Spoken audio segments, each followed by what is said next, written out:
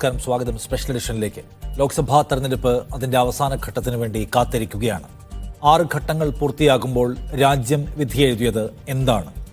2 വട്ടം ഭരണം പൂർത്തിയാക്കിയ നരേന്ദ്രമോദി സർക്കാരിനെ താഴെ ഇറക്കണം എന്ന ഇന്ത്യ സഖ്യത്തിൻ്റെ മോഹം സാധ്യമായിട്ടുണ്ടോ ഈ 6 ഘട്ടങ്ങളിൽ? അതോ 3-ാം വട്ടവും ഭരണത്തിലേക്ക് മടങ്ങി വരിക എന്ന നരേന്ദ്രമോദിയുടെ ആഗ്രഹത്തിനൊപ്പിച്ചാണോ ജനങ്ങൾ വോട്ട് ചെയ്തത്? ഇന്ത്യ സഖ്യം അസാധാരണവും അത്ഭുതകരവുമായ മുന്നേറ്റമുണ്ടാക്കുമെന്ന് അവർ അവകാശപ്പെടുന്നു. അങ്ങനെ പ്രവചിക്കുന്നവരുമുണ്ട്. നരേന്ദ്രമോദിയുടെ നേതൃത്വത്തിൽ BJP 300-ൽ തൊടില്ല എന്ന അഭിപ്രായം പങ്കുവെക്കുന്നവർ, നിരീക്ഷണവും വിശകലനവും രേഖപ്പെടുത്തുന്നവരെ നമുക്ക് കാണാം. NDA പഴയ പ്രതാപം കാണിക്കില്ല എന്നാണ് അവരുടെ വാദം. 400 സീറ്റ് തരൂ എന്നാണ് മോദി ആവശ്യപ്പെടുന്നത്. അഭൂതപൂർവമായ മുന്നേറ്റമുണ്ടാക്കുമെന്ന്, അല്ലെങ്കിൽ ചരിത്രത്തിലെ ഏറ്റവും വലിയ വിജയങ്ങളിലൊന്ന് നേടും എന്ന് മോദിയും മോദിയുടെ പാർട്ടിയും അവകാശപ്പെടുന്നു. നരേന്ദ്രമോദി എന്ന നേതാവിനെ BJP എന്ന ലോകത്തെ ഏറ്റവും വലിയ പാർട്ടിയെ പരാജയപ്പെടുത്താൻ തക്ക ശേഷി ആർജിക്കാൻ ഈ തെരഞ്ഞെടുപ്പിൽ ഇന്ത്യ സഖ്യത്തിന് കഴിഞ്ഞിട്ടുണ്ടോ? ഏതൊക്കെ പ്രധാനപ്പെട്ട ഘടകങ്ങളാണ് ഈ തെരഞ്ഞെടുപ്പിൽ വിഷയമായത്? ആ വിഷയങ്ങൾ തുണച്ചത് ആരെയാണ്? ആരാണ് ഈ തെരഞ്ഞെടുപ്പിലെ അജണ്ട തീരുമാനിച്ചത്? ജനങ്ങൾ ഏതു വിഷയത്തിൽ വികാരവിക്ഷുബ്ധതയോടെ വോട്ട് ചെയ്യാൻ വരണം എന്ന് നിശ്ചയിക്കുന്നതിൽ ആർക്കാണ് വിജയിക്കാൻ കഴിഞ്ഞത്? BJP വിജയിച്ചില്ലെങ്കിൽ ഒരു പ്രത്യേക സമുദായം എല്ലാ അവകാശങ്ങളും കൊണ്ടുപോകുമെന്ന നരേന്ദ്രമോദിയുടെ ഭയപ്പെടുത്തൽ ഏശിയിട്ടുണ്ടോ? വിലക്കയറ്റവും തൊഴിലില്ലായ്മയും അടക്കമുള്ള വിഷയങ്ങൾ ചർച്ചയാകുമെന്ന് ഇന്ത്യ സഖ്യം ആത്മവിശ്വാസം പ്രകടിപ്പിക്കുന്നതിൽ എത്ര കഥയുണ്ട്? ഈ തെരഞ്ഞെടുപ്പിൽ നിർണായക ഘടകമാകേണ്ട ഹിന്ദി ഹാർട്ട്ലാൻഡിൽ വെന്നിക്കൊടി പാറിച്ചത്, വിഷയം തീരുമാനിച്ചത്, അജണ്ട സെറ്റ് ചെയ്തത് ആരാണ്? 7-ാം ഘട്ടത്തിലേക്ക് പോകുമ്പോൾ ആത്മവിശ്വാസം ആർക്കു വേണം? മോദിയെ പരാജയപ്പെടുത്താൻ കഴിയും എന്ന ആത്മവിശ്വാസം മോദിയെ ദുർബലപ്പെടുത്താൻ കഴിഞ്ഞേക്കുമെന്നതിലേക്ക് ചുരുങ്ങുന്നുണ്ടോ ഇന്ത്യ സഖ്യത്തിന്? ഈ വിഷയം സംസാരിക്കുന്നു ഇന്ന് സ്പെഷ്യൽ എഡിഷൻ. നമ്മോടൊപ്പം ഈ ചർച്ചയിൽ ഉള്ളത് അഡ്വക്കേറ്റ് VR അനൂപ് കോൺഗ്രസിൽ നിന്ന്, അഡ്വക്കേറ്റ് ജയസൂര്യൻ BJP നേതാവ്, ശ്രീ സന്തോഷ് ജോയി മാധ്യമപ്രവർത്തകൻ എന്നിവരാണ്. ആദ്യം ശ്രീ VR അനൂപ്, 6 ഘട്ടങ്ങൾ പൂർത്തിയായി കഴിഞ്ഞു. ഇനി ചുരുക്കം ചില മണ്ഡലങ്ങൾ മാത്രമാണ് ബാക്കിയുള്ളത്. ഇന്ത്യ സഖ്യം വിജയത്തെക്കുറിച്ചാണ് സംസാരിച്ചുകൊണ്ടേയിരിക്കുന്നത് എന്ന് നമുക്കറിയാം. മറിച്ചൊന്നും ഇപ്പോഴും സംസാരിക്കാനുണ്ടാവില്ല. പക്ഷേ നരേന്ദ്രമോദിയെ വീഴ്ത്താൻ തക്കവണ്ണമുള്ള പണികളെല്ലാം എടുത്തു കഴിഞ്ഞിട്ടുണ്ട്. അവയ്ക്കൊപ്പിച്ച് ജനങ്ങളാകെ തന്നെ പ്രവർത്തിച്ചിട്ടുണ്ട് എന്ന് സത്യത്തിൽ നിങ്ങൾ വിചാരിക്കുന്നുണ്ടോ ഈ 11-ാം മണിക്കൂറിൽ? നിഷാദെ, ഈ തെരഞ്ഞെടുപ്പിൻ്റെ സമഗ്രമായ ചിത്രം പരിശോധിച്ചാൽ നമുക്ക് മനസ്സിലാക്കുന്നൊരു കാര്യമുണ്ട്. ആരുടെ ആത്മവിശ്വാസത്തിൻ്റെ ഗ്രാഫാണ് അനുദിനം ഉയർന്നുകൊണ്ടിരിക്കുന്നത്? ആരാണ് ആത്മവിശ്വാസത്തിൻ്റെ കാര്യത്തിൽ പുറകോട്ട് പോകുന്നത്? ആദ്യഘട്ടത്തിൽ നരേന്ദ്രമോദി സംസാരിച്ചത് വിജയത്തെക്കുറിച്ചല്ലല്ലോ. 400 എന്ന് പറയുന്ന മാന്ത്രിക സംഖ്യയെക്കുറിച്ച് സംസാരിച്ചിരുന്ന മോദി ഇപ്പോൾ അതിനെക്കുറിച്ച് സംസാരിക്കുന്നുണ്ടോ? അദ്ദേഹം പോലും പറയുന്നത് അദ്ദേഹം അങ്ങനെ പറഞ്ഞിട്ടില്ല, അത് ജനങ്ങളുടെ ആഗ്രഹമാണ്, ആഗ്രഹ ചിന്തയാണെന്നാണ് പറഞ്ഞത്. കാരണം അത് പറയാനുള്ള ആത്മവിശ്വാസം നരേന്ദ്രമോദിക്ക് നഷ്ടപ്പെട്ടു. ഒരു കാര്യം വളരെ വ്യക്തമാണ്, ശ്രീരാമൻ ഒരു വിജയം നേടിത്തരും, ഞങ്ങൾ പണിയെടുക്കേണ്ടതില്ല എന്ന് വിചാരിച്ചെടുത്ത് നിന്ന് വളരെ കൃത്യമായി വിയർത്ത് പണിയെടുക്കുന്ന നരേന്ദ്രമോദിയെ നമ്മൾ കണ്ടു. അദ്ദേഹം ഈ പറയുന്ന ബിലോ ദ ബെൽറ്റ് എന്ന് പറയാവുന്ന തരത്തിലേക്ക് ഒരു പ്രധാനമന്ത്രി സ്ഥാനാർത്ഥിയായ ഒരാൾ നിന്ന് പ്രതീക്ഷിക്കാത്ത തരത്തിലുള്ള പെരുമാറ്റവുമായി അദ്ദേഹത്തിന് ഈ തെരഞ്ഞെടുപ്പിൻ്റെ അവസാന ഘട്ടം വരെ സംസാരിക്കേണ്ടി വരുന്നത് എന്തുകൊണ്ടാണ്? തീർച്ചയായും കോൺഗ്രസിനെ സംബന്ധിച്ച്, ഇന്ത്യ മുന്നണിയെ സംബന്ധിച്ച് അതിൻ്റെ ആത്മവിശ്വാസം വർദ്ധിക്കുക മാത്രമല്ല, ഒരു ഗവൺമെൻറ് എന്ന സാധ്യതയെക്കുറിച്ച് പോലും സംസാരിച്ചു തുടങ്ങിയിരിക്കുന്നു എന്നുള്ളതാണ് യാഥാർത്ഥ്യം. അതിനെക്കുറിച്ച് ഉള്ള ചർച്ചകൾ വളരെ സജീവമായി നടക്കുന്നു. എന്ന് മാത്രമല്ല, രാജ്യത്തെ ഷെയർ മാർക്കറ്റിൽ ഇലക്ഷനുമായി ബന്ധപ്പെട്ട ചൂതുവെക്കുന്ന ആളുകളുടെ ഇടയിൽ, ചൂതാട്ട കേന്ദ്രങ്ങളിലൊക്കെ കോൺഗ്രസിന് വേണ്ടി ബെറ്റ് ചെയ്യാൻ, ഇന്ത്യ മുന്നണിക്ക് വേണ്ടി ബെറ്റ് ചെയ്യാൻ ആളുകൾ തയ്യാറായിരിക്കുന്നു എന്ന് പറഞ്ഞാൽ അതിൻ്റെ അർത്ഥം ഇത് കോൺഗ്രസിൻ്റെ കേവലമായൊരു ആത്മവിശ്വാസ പ്രകടനമല്ല, മറിച്ച് രാജ്യത്ത് മോദിക്ക് അനുകൂലമായൊരു തരംഗമില്ല എന്ന് മാത്രമല്ല, ഒരു നിശബ്ദമായ മോദി വിരുദ്ധ, സംഘപരിവാർ വിരുദ്ധ തരംഗം അലയടിക്കുന്നു എന്ന് മാത്രമാണ്. പിന്നെ സ്വയം മോദി വരുത്തിവെച്ച ചില കാര്യങ്ങളുണ്ട്. പ്രത്യേകിച്ച് കെജ്രിവാൾ കെജ്രിവാളിൻ്റെ അറസ്റ്റ്, അതിന് അദ്ദേഹം തെരഞ്ഞെടുത്ത സമയം, അത് ഇന്ത്യ മുന്നണിയിൽ ഉണ്ടാക്കിയ ഒരു പ്രതിപക്ഷത്തിൻ്റെതായ ഏകീകരണം തുടങ്ങിയ കാര്യങ്ങൾ നേരത്തെ താങ്കൾ സൂചിപ്പിച്ചതുപോലെ ഹിന്ദി ഹൃദയഭൂമിയിലടക്കം അജണ്ട തീരുമാനിക്കുന്നതിന് പ്രതിപക്ഷത്തിന് കഴിഞ്ഞിട്ടുണ്ട് എന്ന് മാത്രമല്ല, മോദിയെ പരിഭ്രാന്തിപ്പെടുത്തുന്നതിലും അങ്ങനെ ഒരു പരിഭ്രമം സൃഷ്ടിക്കുന്നതിലും ഇന്ത്യ സഖ്യം പ്രാഥമികമായി പരിഭ്രാന്തിയിലേക്ക് പോയിട്ടുണ്ട്. അമിതാത്മവിശ്വാസം കൊണ്ട് കാര്യമില്ല, പണിയെടുത്താലേ കാര്യം നടക്കൂ എന്ന് മോദിക്ക് മനസ്സിലായെങ്കിൽ മോദിക്ക് അത് തുടക്കത്തിൽ മനസ്സിലായിട്ടുണ്ടല്ലോ അനൂപ്. അതുകൊണ്ടാണ് മോദി സ്ട്രാറ്റജി ഒന്ന് മാറ്റുന്നത്. അതുകൊണ്ടാണ് മോദി സംസാരിക്കുന്നത് ഹിന്ദുത്വ കാർഡെടുത്ത് വെച്ചുകൊണ്ട് ഞാനല്ലാതെ മറ്റാര് ജയിച്ചാലും ഭൂരിപക്ഷ സമുദായത്തിൻ്റെ കാര്യം കുഴപ്പമാണ് എന്ന് പ്രസംഗിക്കുന്നു. അദ്ദേഹം ആവർത്തിച്ച് പ്രസംഗിക്കുന്നു. അത് കേൾക്കാനും ഹർഷാരവം മുഴക്കാനും വലിയ ജനക്കൂട്ടത്തെ അദ്ദേഹത്തിന് കിട്ടുന്നു. അനൂപ്, സ്ട്രാറ്റജി മാറ്റേണ്ടി വന്നു എന്ന് താങ്കൾ പറഞ്ഞു, ശരിയാണ്. സ്ട്രാറ്റജി മാറ്റിയാലും വിജയസാധ്യതയുള്ള സ്ട്രാറ്റജി അല്ലേ മോദി ഉപയോഗിക്കുന്നത് സമകാലിക ഇന്ത്യയിൽ എന്നാണ് എൻ്റെ ചോദ്യം. അല്ല, മോദി തുടക്കത്തിൽ അദ്ദേഹം പറഞ്ഞത്, അദ്ദേഹം പ്രകടിപ്പിച്ചൊരു ആത്മവിശ്വാസം സൗത്ത് ഇന്ത്യയിലടക്കം വലിയൊരു മുൻകൈ ഉണ്ടാകുമെന്നാണ്. പിന്നീട് അദ്ദേഹം സൗത്ത് ഇന്ത്യക്കെതിരെ സംസാരിച്ചു തുടങ്ങി. സൗത്ത് ഇന്ത്യയെ നോർത്ത് ഇന്ത്യക്കെതിരെ കോൺഗ്രസ് തിരിക്കുന്നു. അതുപോലെ ഒറീസയിൽ വന്ന് തമിഴ്നാട്ടിലെ ഉദ്യോഗസ്ഥനായ VK പാണ്ഡ്യനെതിരെ സംസാരിക്കുന്നു. ജഗന്നാഥൻ്റെ താക്കോലുള്ളത്, പുരി ജഗന്നാഥ ക്ഷേത്രത്തിൻ്റെ താക്കോലുള്ളത് തമിഴ്നാട്ടിലാണെന്ന് പറയുന്നു. അങ്ങനെ മറിച്ച് സത്യത്തിൽ സൗത്ത് ഇന്ത്യയിൽ വലിയ തോതിൽ BJP ഈ പറയുന്ന വോട്ട് സമാഹരിക്കുന്നുള്ള പ്രതീക്ഷ കൈവിട്ടു. മാത്രമല്ല, അദ്ദേഹം BJPയുടെ പരമ്പരാഗത പ്രതീക്ഷയായ ഉത്തരേന്ത്യയിലേക്ക് വരികയാണ്. പക്ഷെ അവിടെ പോലും യോഗി എന്ന് പറയുന്ന എലമെന്റ്, ബീഹാറിലടക്കം ഈ പറയുന്ന നിതീഷ് കുമാറിന് അപ്പുറത്ത് രൂപപ്പെട്ട ഈ ലാലു പ്രസാദ് യാദവ് ഉൾപ്പെടെയുള്ള ആളുകളുടെ മഹാസഖ്യം, ദില്ലിയിലുണ്ടായിരിക്കുന്ന കെജ്രിവാളിൻ്റെ അറസ്റ്റിനെ തുടർന്നുണ്ടായ അവസ്ഥ, ഇതൊക്കെ കൂടി ഇതിൻ്റെ ഒരു ഗ്രാൻഡ് ടോട്ടൽ എന്ന് പറയുന്നത് മോഡിക്ക് ഈ പറയുന്ന ഒരു സൗത്ത് ഇന്ത്യയിൽ കിട്ടാത്ത വോട്ട് ഉത്തരേന്ത്യ വെച്ച് മാനേജ് ചെയ്യാൻ കഴിയുമെന്ന് പറയുന്ന ആത്മവിശ്വാസത്തിൻ്റെ അടിത്തറ തകർന്നു പോയിരിക്കുന്നു എന്ന് തന്നെയാണ്. അല്ല, നോക്കൂ, ഇവിടെ സൗത്ത് ഇന്ത്യ സാധാരണ നിലയ്ക്ക് മോദിക്ക് കിട്ടില്ല എന്ന അവകാശത്തെ മുഖവിലേക്കെടുക്കാം. കർണാടകയിൽ നിന്ന് ഉണ്ടായിരുന്നവ കുറച്ച് നഷ്ടപ്പെടുമെന്ന് വേണമെങ്കിൽ വിചാരിക്കാം. എന്നാലും മോദിയെ തോൽപ്പിക്കാൻ തക്കവണ്ണമുള്ളതായില്ലല്ലോ അത് അനൂപ്. ശരിയാണ്, നരേന്ദ്രമോദി പഴയ പ്രഭാവം കാണിക്കില്ല. മോദി തന്നെ മറന്നേക്കും. പക്ഷേ മോദിക്ക് പഴയ പ്രഭാവത്തോടെ അല്ലെങ്കിൽ അതിനും മേലെ സീറ്റോടെ വരാൻ കഴിയില്ല എന്നതല്ലേ നിങ്ങളിപ്പോൾ സമ്മതിക്കേണ്ട കാര്യം. നമുക്ക് മഹാരാഷ്ട്ര പോലുള്ള UP കഴിഞ്ഞാൽ ഏറ്റവും കൂടുതൽ സീറ്റുകൾ ഉള്ള സംസ്ഥാനങ്ങളിലൊന്നായ മഹാരാഷ്ട്രയിലേക്ക് നോക്കാം. അവിടെ ശരത് പവാറിനെതിരെ നരേന്ദ്രമോദി നടത്തിയ നീക്കം, അദ്ദേഹത്തിൻ്റെ രാഷ്ട്രീയ പാർട്ടിയെ പിളർത്താനുള്ള നീക്കം, അതുകൂടാതെ ശിവസേനയെ പിളർത്താനുള്ള നീക്കം, ഇതൊക്കെ ഒരു മറാത്ത ധ്രുവീകരണം മോഡിക്കെതിരായി ഉണ്ടാകുമെന്നുള്ള കാര്യത്തിൽ അവിടെ ഏറെക്കുറെ ആളുകൾ വിശ്വസിക്കുന്ന ഒരു യാഥാർത്ഥ്യമാണ്. എന്ന് മാത്രമല്ല, നമ്മൾ മനസ്സിലാക്കേണ്ടത് ഇന്ത്യ മുന്നണിയുടെ ഒരു ഘടനയാണ്. ഇന്ത്യ മുന്നണിയിലെ കക്ഷികളുടെ ഒരു മഴവിൽ സ്വഭാവമാണ്. ഒരു വശത്ത് BJPയേക്കാൾ വലിയ ഹിന്ദുത്വ രാഷ്ട്രീയം പറഞ്ഞ ഒരു വലതുപക്ഷ എക്സ്ട്രീം റൈറ്റ് എന്ന് പറയാവുന്ന ശിവസേന ഈ മുന്നണിയുടെ ഭാഗമാണെങ്കിൽ, ബീഹാറിൽ CPIML ലിബറേഷൻ പോലെ ഒരു എക്സ്ട്രീം ലെഫ്റ്റ് പാർട്ടി ഉൾക്കൊള്ളുന്ന അങ്ങനെ ഇത്തരം ഒരു വൈരുദ്ധ്യങ്ങളെയൊക്കെ സമാഹരിക്കുന്ന ഒരു മുന്നണി സംവിധാനത്തെ വിദഗ്ധമായി മാനേജ് ചെയ്യുന്നതിൽ രാഹുൽ ഗാന്ധിയെ കൂടാതെ കെജ്രിവാളിനെ പോലൊരു താരപ്രചാരകൻ ഒരു ഉയർന്നു വരുന്ന സാഹചര്യം, അങ്ങനെ കൃത്യമായി കഴിഞ്ഞ തെരഞ്ഞെടുപ്പിൽ കോൺഗ്രസിന് സംഭവിച്ച അബദ്ധം എന്ന് പറയുന്നത് ഈ പറയുന്ന സംഘപരിവാർ വിരുദ്ധ വോട്ടുകൾ വിഭജിച്ചു പോവുകയാണെങ്കിൽ ഇന്ന് അത്തരം സംഘപരിവാർ വിരുദ്ധ വോട്ടുകളുടെ ഏകീകരണം സംഭവിക്കുകയും മാത്രമല്ല സംഘപരിവാർ വിരുദ്ധ വോട്ടുകളെ സംബന്ധിച്ച് അതിൻ്റെ ശരിയായ വോട്ട് ചെയ്യേണ്ട ആൾ കോൺഗ്രസ് ആണ്, ഇന്ത്യ മുന്നണിയാണെന്ന് സ്ഥാപിക്കുന്നതിലേക്ക് അത്തരമൊരു അജണ്ട എസ്റ്റാബ്ലിഷ് ചെയ്യുന്നതിൽ കോൺഗ്രസ് സമ്പൂർണ്ണമായി വിജയിച്ചു. താങ്കൾ പറഞ്ഞു ഈ തെരഞ്ഞെടുപ്പിൽ ആരാണ് അജണ്ട തീരുമാനിച്ചത്? കോൺഗ്രസിന്റെ തിരഞ്ഞെടുപ്പ് മാനിഫെസ്റ്റോയെ കുറിച്ച് ഏറ്റവും കൂടുതൽ ചർച്ച നടത്തുന്ന ആളായി നരേന്ദ്രമോദി മാറി. കോൺഗ്രസിനെ നരേന്ദ്രമോദി നിരന്തരം ആക്രമിക്കുകയാണ്, രാഹുൽ ഗാന്ധിയെ ആക്രമിക്കുകയാണ്. നേരത്തെ വിഭജിച്ച് നിന്നിരുന്ന സംഘപരിവാർ വിരുദ്ധ ശക്തികളെ സംബന്ധിച്ച്, സംഘപരിവാർ വിരുദ്ധ വോട്ടർമാരെ സംബന്ധിച്ച് ആർക്കാണ് വോട്ട് ചെയ്യണമെന്ന കാര്യത്തിലുണ്ടായ അവസാനത്തെ സംശയവും ദൂരീകരിക്കാൻ നരേന്ദ്രമോദി തന്നെ വലിയ സംഭാവന ചെയ്തു. അവിടെ കോൺഗ്രസിനെ ഈ പറയുന്ന രാഹുൽ ഗാന്ധി ഇന്ത്യ മുന്നണിയെ ആർച്ച് റൈവലായി മുഖ്യ എതിരാളിയായി സ്ഥാപിക്കാൻ നരേന്ദ്രമോദി നടത്തിയ പരിശ്രമങ്ങളും കോൺഗ്രസിന് ഗുണം ചെയ്യുമെന്നുള്ള കാര്യത്തിൽ സംശയമില്ല. കഴിഞ്ഞ തവണത്തെ പരാജയങ്ങളിൽ നിന്ന് പാഠം പഠിച്ച ഇലക്ഷൻ മാനേജ് ചെയ്ത ഒരു മുന്നണിയെ, ഒരു പാർട്ടിയെ നിങ്ങൾക്ക് ഈ ഇലക്ഷനിൽ കാണാം. ശരി, അതാണ് കോൺഫിഡൻസിന് ആധാരം. അഡ്വക്കേറ്റ് ജയസൂര്യൻ, കഴിഞ്ഞ തവണ പ്രതിപക്ഷം എന്നൊരു സംവിധാനം ഉണ്ടായിരുന്നോ എന്ന് ജനങ്ങൾക്ക് ആശയക്കുഴപ്പമാണ്. നരേന്ദ്രമോദി എന്ന വലിയ നേതാവ് അപ്പുറത്ത് നിൽക്കുമ്പോൾ അതിനോട് കിടപിടിക്കാൻ ഇപ്പുറത്താര്? പ്രതിപക്ഷത്തിന് ഐക്യമുണ്ടോ? അവർ തമ്മിൽ മത്സരിക്കുന്നു, അവരുടെ വോട്ട് ചിതറിപ്പോകുന്നു.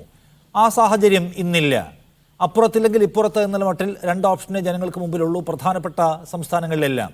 അതുകൊണ്ട് ഐക്യം, ചിതറിപ്പോകാൻ ഇടവരാത്ത വിധമുള്ള ഐക്യം, അത് ഗുണപ്പെടും എന്നാണ് ഏറ്റവും പ്രധാനപ്പെട്ട കോൺഫിഡൻസ്. അത് നിങ്ങളുടെ സ്ട്രോങ് ഹോൾഡ് ഏരിയാസിലെല്ലാം ബാധിക്കാൻ സാധ്യതയുള്ള ഒരു സംഗതിയല്ലേ ശ്രീ ജയസൂര്യൻ? ഒരിക്കലുമല്ല. കാരണം ഇന്ത്യ മുന്നണി എന്നുള്ളത് ഇപ്പോഴും പൂർത്തിയാകാത്ത ഒരു സങ്കല്പം മാത്രമായിട്ട് അവശേഷിക്കുകയാണ്.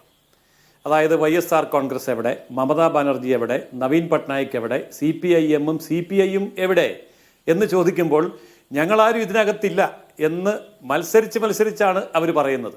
ഞങ്ങൾ ഈ മുന്നണി അല്ല കേട്ടോ എന്ന് പറഞ്ഞ് ബോധ്യപ്പെടുത്താനാണ് അവർ ശ്രമിക്കുന്നത്. പക്ഷേ ഇവരെയൊക്കെ ഞങ്ങൾ കൂട്ടിപ്പിടിച്ച് ഒന്നിച്ച് മുന്നോട്ട് കൊണ്ടുപോയി BJP-യെ നേരിടും എന്ന് പറയുമ്പോൾ BJP-യെ സംബന്ധിച്ചിടത്തോളം പാൻ ഇന്ത്യ പ്രസൻസ് ഉള്ള ഒരു പാർട്ടിയാണ്. പലപ്പോഴും പറയാറുണ്ട് BJP തെക്കേ ഇന്ത്യയിലില്ല എന്ന്. പക്ഷേ ഇപ്പോഴത്തെ ഒരു ടാലി എടുത്തു നോക്കൂ. തെക്കേ ഇന്ത്യയിൽ ഏറ്റവും കൂടുതൽ MP-മാരുള്ള പാർട്ടി ആരാണ്? അത് കോൺഗ്രസ് അല്ല, അത് DMK അല്ല, അത് CPM അല്ല, അത് BJP ആണ്. അപ്പോൾ തെക്കേ ഇന്ത്യൻ സംസ്ഥാനങ്ങളിൽ ഇപ്പോൾ തന്നെ BJP ഏറ്റവും വലിയ ഒറ്റക്കക്ഷിയാണ്, ഏറ്റവും കൂടുതൽ MP-മാരുള്ള പാർട്ടിയാണ്. അത് ഇരട്ടിയാക്കാവുന്ന തന്ത്രങ്ങളാണ് ഇപ്പോൾ BJP പയറ്റിക്കൊണ്ടിരിക്കുന്നത്. അത് തീർച്ചയായിട്ടും തെക്കേ ഇന്ത്യയിൽ വിജയിക്കുക തന്നെ ചെയ്യും. അത് സമ്മതിച്ചു തരാൻ ജൂൺ മാസം 4-ാം തീയതി ഉച്ചവരെ ഇന്ത്യ മുന്നണി തയ്യാറാവുകയില്ല എന്ന് മാത്രം. ഇപ്പോൾ കാണിക്കുന്ന ആത്മവിശ്വാസമെല്ലാം ജൂൺ മാസം 4-ാം തീയതി ഉച്ച കൊണ്ട് കെട്ടടങ്ങി കഴിയുമ്പോൾ പഴയ ക്യാപ്സ്യൂളും എടുത്തുകൊണ്ട് വരേണ്ടി വരും. അതായത് ഇലക്ട്രോണിക് വോട്ടിംഗ് യന്ത്രം ചതിച്ചതാണ്, വർഗീയത പറഞ്ഞതാണ്, അതാണ് ഇതാണെന്നൊക്കെ പഴയ പുരാണവുമായിട്ട് വരേണ്ടി വരും. ഇപ്പോൾ വലിയ ആത്മവിശ്വാസമുണ്ടെങ്കിൽ ഞങ്ങൾ ഒറ്റ ചോദ്യം ചോദിക്കുന്നു: ആരാണ് പ്രധാനമന്ത്രി സ്ഥാനാർത്ഥി? ഇത് ഞങ്ങളല്ല, ഇന്ത്യയിലെ മുഴുവൻ ജനങ്ങളും ചോദിക്കുന്നു. ഒരു വശത്ത് നരേന്ദ്രമോദിയുണ്ട്, മറുവശത്ത് നിങ്ങളുടെ പ്രധാനമന്ത്രി സ്ഥാനാർത്ഥി ആരാണ് എന്ന് പറഞ്ഞാൽ അങ്ങനെ ആ പറയുന്ന ആ നിമിഷം തീരും ഈ മുന്നണി, തമ്മിലടിക്കും. കാരണം എല്ലാ സംസ്ഥാനങ്ങളിലും പ്രധാനമന്ത്രി സ്ഥാനാർത്ഥിമാരുള്ള ഒരു മുന്നണിയാണ് ഇന്ത്യ മുന്നണി. ആ മുന്നണിയുടെ മുന്നിൽ ഇന്നയാള് എന്ന് പറഞ്ഞാൽ അവിടെ അവസാനിക്കുമെന്നുള്ളത് കൊണ്ടാണ് അതുപോലും പറയാൻ സാധിക്കാതെ വന്നിരിക്കുന്നത്. ഇപ്പോൾ സ്ട്രോങ് ഹോൾഡ് എന്ന് പറയാവുന്ന ഏതു മേഖലയാണ് ഇന്ത്യ മുന്നണിക്ക് ഉള്ളത്? ഇന്ത്യ മുന്നണിയെ സംബന്ധിച്ചിടത്തോളം ഇപ്പോൾ അവർക്ക് ഭരണമുള്ള സംസ്ഥാനങ്ങൾ, ആ സംസ്ഥാനങ്ങളിൽ പോലും ഭൂരിപക്ഷം സീറ്റോ നിർണായകമായ സീറ്റോ പിടിക്കാൻ കഴിയാത്ത സാഹചര്യമാണ് ഇപ്പോൾ നിലവിലുള്ളത്. ഇപ്പം തെക്കേ ഇന്ത്യയിലെ ആന്ധ്രാപ്രദേശിലും തെലുങ്കാനയിലും അടക്കം BJP വൻ മുന്നേറ്റം തന്നെ ഉണ്ടാക്കും.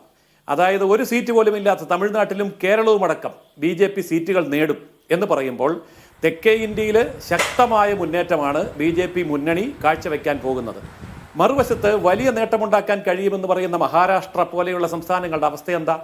നമുക്കറിയാമല്ലോ, മഹാരാഷ്ട്രയിൽ ശരത് പവാറിൻ്റെ പാർട്ടി അതിൻ്റെ ഭൂരിപക്ഷം പേരും ഇപ്പോൾ BJP-യോടൊപ്പമാണ്, അജിത് പവാറിനൊപ്പമാണ്. അതുപോലെ തന്നെ ശിവസേനയിലെ ഭൂരിപക്ഷം പേരും ഇപ്പോൾ BJP മുന്നണിയോടൊപ്പമാണ്. അവിടുത്തെ വോട്ടിൻ്റെ ശതമാനക്കണക്കുകളും അതുപോലെ തന്നെ അതിൻ്റെ പ്രായോഗികതയും മനസ്സിലാക്കുമ്പോൾ ഒരു കാര്യം വ്യക്തമാണ്: മഹാരാഷ്ട്ര ഇന്ത്യ മുന്നണിക്ക് കിട്ടാക്കനി തന്നെയാണ്. അവിടെയാണ് അവർ വലിയ പ്രതീക്ഷ അർപ്പിക്കുന്നത്.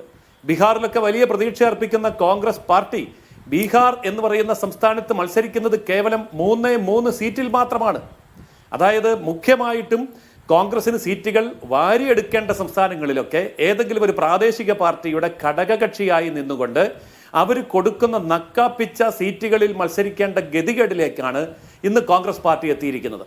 ഇന്ത്യയുടെ ചരിത്രത്തിലും കോൺഗ്രസിൻ്റെ ചരിത്രത്തിലും ഏറ്റവും കുറച്ച് സീറ്റുകളിൽ മത്സരിക്കുന്ന ഒരു പാർട്ടി, ആ പാർട്ടിയെ സംബന്ധിച്ചിടത്തോളം 100-ലധികം സീറ്റുകൾ നേടാൻ കഴിയാത്ത ഒരു സാഹചര്യത്തിൽ ഇന്ത്യ മുന്നണിക്ക് യാതൊരു പ്രസക്തിയുമില്ല.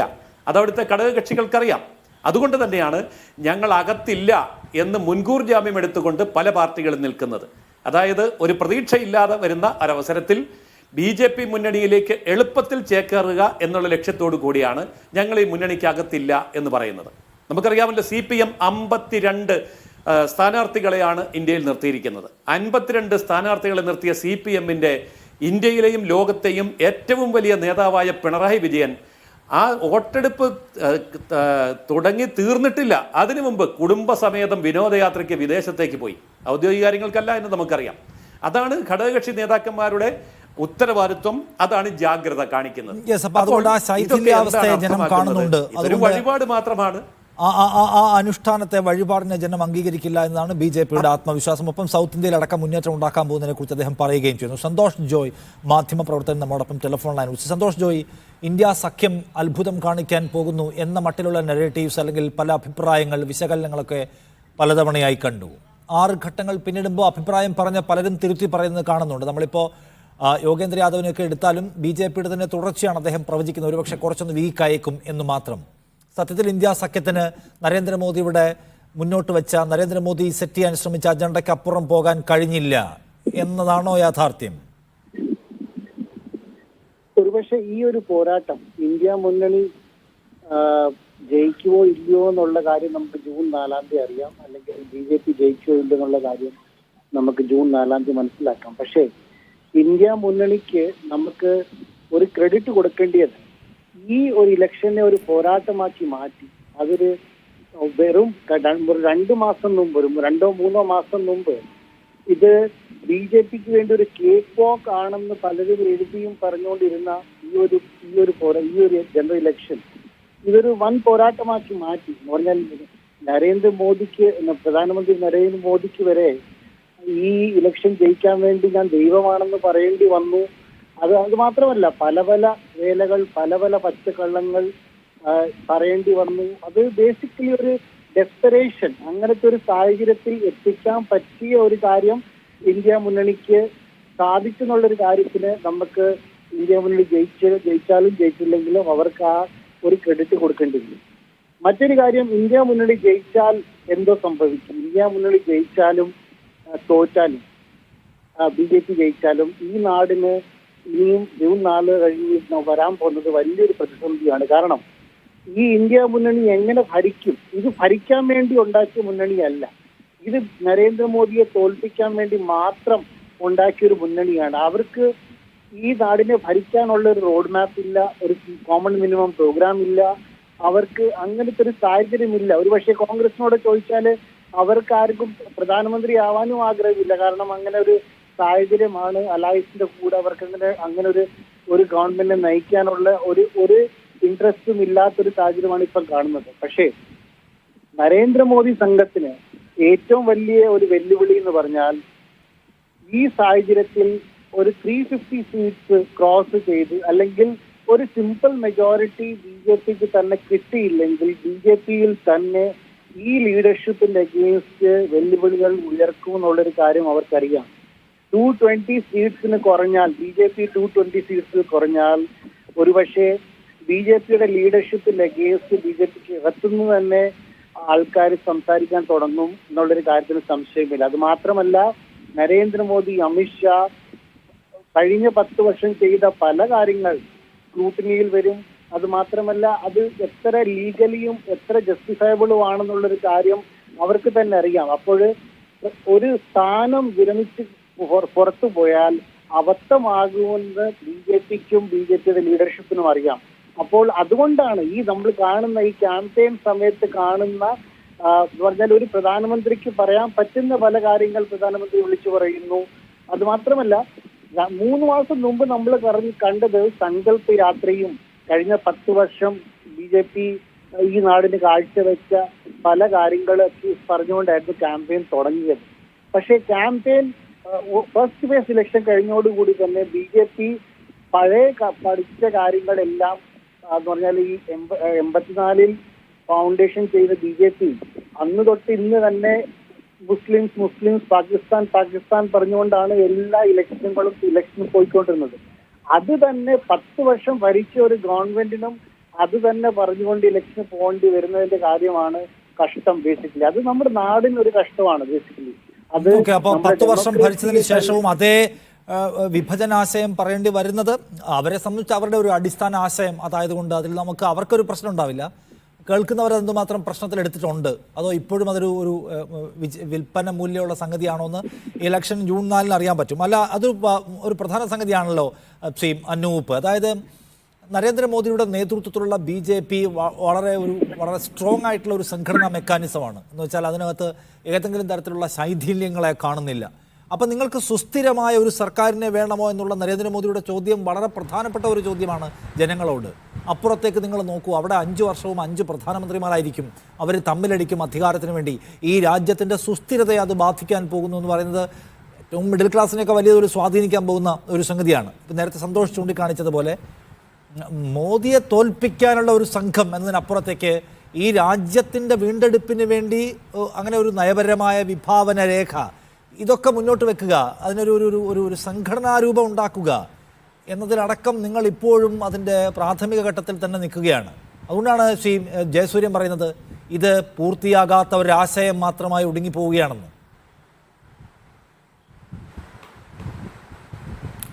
ഇവിടെ താങ്കൾ പറഞ്ഞു BJP നരേന്ദ്രമോദിയുടെ പാർട്ടി ഒരു സംഘടനാപരമായി അതൊരു ശക്തിയുള്ളൊരു സംഘടനാ ശരീരം അതിനുണ്ട് എന്ന് പറയുമ്പോൾ പുറമേക്ക് കാണുന്നത് പോലെ ഭദ്രമാണോ കാര്യങ്ങൾ? BJPയുടെ സംഘപരിവാറിൻ്റെ ന്യൂക്ലിയസ് എന്ന് പറയുന്നത് RSS ആണ്. പക്ഷേ RSSുമായി BJPക്കുള്ള കോൺഫ്ലിക്റ്റ് വളരെ കൃത്യമായി ചർച്ച ചെയ്യപ്പെട്ടതല്ലേ? BJPയുടെ ദേശീയ പ്രസിഡന്റ് തന്നെ JP നദ്ദ തന്നെ RSS ഇല്ലാതെ സ്വയം പര്യാപ്തമാണ് BJP എന്ന് പറയുമ്പോൾ എത്രമാത്രം RSS ഇല്ലാതെ BJPക്ക് മുന്നോട്ട് പോകാൻ കഴിയുമെന്ന് എനിക്കും താങ്കൾക്കും അറിയാം. കാരണം BJPയുടെ ശക്തി എന്ന് പറയുന്നത്, BJPയുടെ ആശയം രൂപീകരിക്കുന്നത്, അത് അടിത്തട്ടിൽ അതിനെ ചലിപ്പിക്കുന്നത് RSS ആണെന്നുള്ള യാഥാർത്ഥ്യം പുറമേക്ക് നരേന്ദ്രമോദി അനിഷേധ്യനായ നേതാവ് എന്ന് ഒരു പ്രതീതി സൃഷ്ടിക്കപ്പെടുമ്പോഴും അത്ര സുഖകരമല്ല കാര്യങ്ങളെന്നാണ് വളരെ കൃത്യമായി നിരീക്ഷിക്കുന്ന ആളുകളെ സംബന്ധിച്ച് ബോധ്യപ്പെടുന്നത്. മറിച്ച് ഇവിടെ കോൺഗ്രസിനെ സംബന്ധിച്ച്, രാഹുൽ ഗാന്ധിയെ സംബന്ധിച്ച്, പ്രത്യേകിച്ച് കോൺഗ്രസ് പാർട്ടിയെ സംബന്ധിച്ച് BJPയുടെ പ്രതിനിധി പറഞ്ഞ പോലെ വളരെ വലിയ വിട്ടുവീഴ്ചകൾ ചെയ്തുകൊണ്ടാണ് കോൺഗ്രസ് നിൽക്കുന്നത്. കോൺഗ്രസിൻ്റെ തന്നെ ചരിത്രത്തിലെ ഇന്ത്യയിലെ തെരഞ്ഞെടുപ്പുകളുടെ ചരിത്രം പരിശോധിച്ചാൽ ഏറ്റവും കുറവ് സീറ്റുകളിൽ മത്സരിക്കുന്നു എന്ന് പറഞ്ഞാൽ അതിൻ്റെ അർത്ഥം BJP വിരുദ്ധ വോട്ടുകൾ വിഭജിച്ച് പോകാതിരിക്കാനുള്ള ജാഗ്രതയാണത്. അത് നാളെ പ്രധാനമന്ത്രി സ്ഥാനത്തേക്ക് വരുമ്പോഴും അല്ലെങ്കിൽ ഈ ഗവൺമെൻറ് രൂപീകരിക്കുമ്പോഴും അത്തരമൊരു വിട്ടുവീഴ്ചയുടെ ഈ പറയുന്ന മുഖ്യകക്ഷിയായ കോൺഗ്രസ് ഒരു വിട്ടുവീഴ്ചയുടെ ഭാഷ വളരെ മുൻകൂട്ടി തന്നെ പ്രഖ്യാപിക്കുകയാണ്. പക്ഷെ അപ്പുറത്ത് അതുവരെ നരേന്ദ്രമോദി അനിഷേധ്യനായ നേതാവെന്ന് പറഞ്ഞിരുന്ന അതിൻ്റെ അടിത്തറ ഇളകിക്കൊണ്ടിരിക്കുകയാണ്. ഇവിടെ താങ്കൾ തന്നെ പറഞ്ഞു, ഇവിടെ ഇത്തരമൊരു ഉറച്ച ഗവൺമെന്റിന് വേണ്ടി വോട്ട് ചെയ്യുമെന്ന് വിചാരിക്കുന്ന, സത്യത്തിൽ ഉറച്ച ഗവൺമെൻറ് എന്ന് പറയുന്നത് എല്ലാ കാലത്തും ഒരു വിപണിയുടെ താല്പര്യമാണല്ലോ. വിപണിയിൽ പ്രത്യേകിച്ച് മുതൽ മുടക്കുന്ന ആളുകളെ സംബന്ധിച്ച് ഉറച്ചൊരു ഗവൺമെൻറ് അവർ ആഗ്രഹിക്കും. ഷെയർ മാർക്കറ്റിനെ സംബന്ധിച്ച് ഉറച്ചൊരു ഗവൺമെൻറ് ആഗ്രഹിക്കും. പക്ഷേ നരേന്ദ്രമോദി പോലും പറഞ്ഞത് എന്താ? അദ്ദേഹത്തിൻ്റെ ചങ്ങാതികളായ അദാനി അംബാനിമാർ ഇപ്പോൾ കോൺഗ്രസിൻ്റെ കൂടെയാണെന്നാണ് ഭംഗീധരൻ അദ്ദേഹം പറഞ്ഞത്. ആ ക്ലാസ്സിനെ കൂടി ഇന്നലകളിൽ BJP വരുമെന്ന് വിചാരിച്ചിരുന്നവർ, BJPയിൽ ഇൻവെസ്റ്റ് ചെയ്തിരുന്ന ആളുകൾ, അവർ പോലും മറിച്ച് ചിന്തിക്കേണ്ട ഒരു സാഹചര്യം ഉണ്ടെന്നാണ് പറയുന്നത്. നേരത്തെ BJPയുടെ വക്താവ് പറഞ്ഞു സൗത്ത് ഇന്ത്യയിൽ BJP വലിയ അത്ഭുതം സൃഷ്ടിക്കുമെന്ന്. നമുക്ക് വളരെ കൃത്യമായ സ്ഥിതിവിവര കണക്കുകളും രാഷ്ട്രീയ ചിത്രവും പരിശോധിക്കാം. സൗത്ത് ഇന്ത്യയിൽ ആരാണ് BJPയുടെ കൂടെയുള്ളത്? 90കളിൽ പോലും Babri Masjid തകർത്തപ്പോൾ BJP അനുകൂലിച്ചിരുന്ന party AIDMK എന്ന് പറയുന്ന ഏക BJP ഇതര മുഖ്യമന്ത്രി, അന്ന് അയോധ്യ മൂവിന് അനുകൂലമായി നിന്ന ജയലളിതയുടെ പാർട്ടി, അതിൻ്റെ 2 വിഭാഗങ്ങളും BJPയുടെ ഒപ്പമില്ല.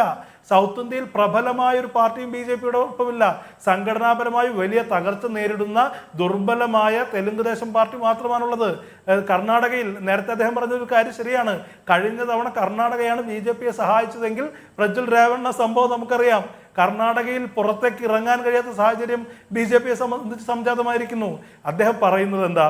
മഹാരാഷ്ട്രയിൽ വലിയ BJPക്ക് അനുകൂലമായ ജനവികാരം ഉണ്ടാവുമെന്നാണ്. പക്ഷെ ശരത് പവാറിനെ പോലൊരു നേതാവ് കോൺഗ്രസിൽ ലയിക്കാനുള്ള സന്നദ്ധത, അദ്ദേഹം ഏറ്റവും ക്രൂഷ്യലായ സന്ദർഭത്തിൽ കോൺഗ്രസിൽ നിന്ന് പോയ നേതാവ് വർഷങ്ങൾക്ക് ശേഷം കോൺഗ്രസിൽ ലയിക്കാൻ സന്നദ്ധത പ്രകടിപ്പിച്ചിരുന്നെങ്കിൽ അത് കൃത്യമായൊരു സൂചകമാണ്. കാരണം കോൺഗ്രസ് ശക്തിപ്പെടാൻ പോകുന്നു എന്നുള്ളതാണ് യാഥാർത്ഥ്യം.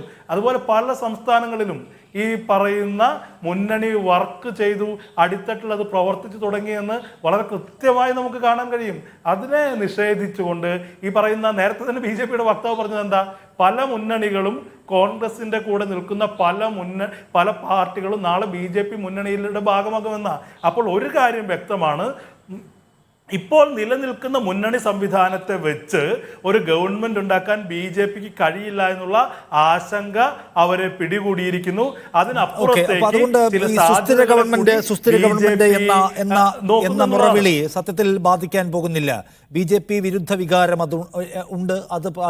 അതിനെ ഏറ്റെടുക്കാൻ പറ്റിയ ഒരു പ്ലാറ്റ്ഫോം സൃഷ്ടിക്കപ്പെട്ടിട്ടുണ്ട് എന്നാണ് അഡ്വക്കേറ്റ് ജയസൂര്യൻ നേരത്തെ സന്തോഷ് ജോയ് മാധ്യമപ്രവർത്തകൻ ചൂണ്ടിക്കാണിച്ചതുപോലെ. ആളുകൾക്ക് ഒരു ഘട്ടം കഴിയുമ്പോൾ മടുക്കില്ലേ ഒരേ വിഷയത്തിലുള്ള ക്യാമ്പയിൻ? ഇവിടെ ഇപ്പോൾ രണ്ടാം ഘട്ടം മുതൽ ഇങ്ങോട്ട് നോക്കിയാൽ BJP നിരന്തരമായി സംസാരിക്കുന്നത് ഹിന്ദു ഭൂരിപക്ഷത്തിൻ്റെ നിലനിൽപ്പിന് വേണ്ടി BJPയെ വിജയിപ്പിക്കൂ എന്ന സ്വഭാവത്തിലുള്ള ക്യാമ്പയിൻ നരേന്ദ്രമോദി, അമിത്ഷാ അല്ലെങ്കിൽ ഈ പറയുന്ന മന്ത്രിമാരെല്ലാവരും, യോഗി ആദിത്യനാഥ് ഏറെയും കുറഞ്ഞും ഇങ്ങനെ എല്ലാ ദിവസവും പറഞ്ഞുകൊണ്ടിരിക്കുകയാണ്. കഴിഞ്ഞ എത്രയോ ദശകങ്ങളായി പറഞ്ഞുകൊണ്ടിരിക്കുന്നു. 10 വർഷം സമ്പൂർണ്ണ അധികാരത്തിലുണ്ടായിരുന്നു.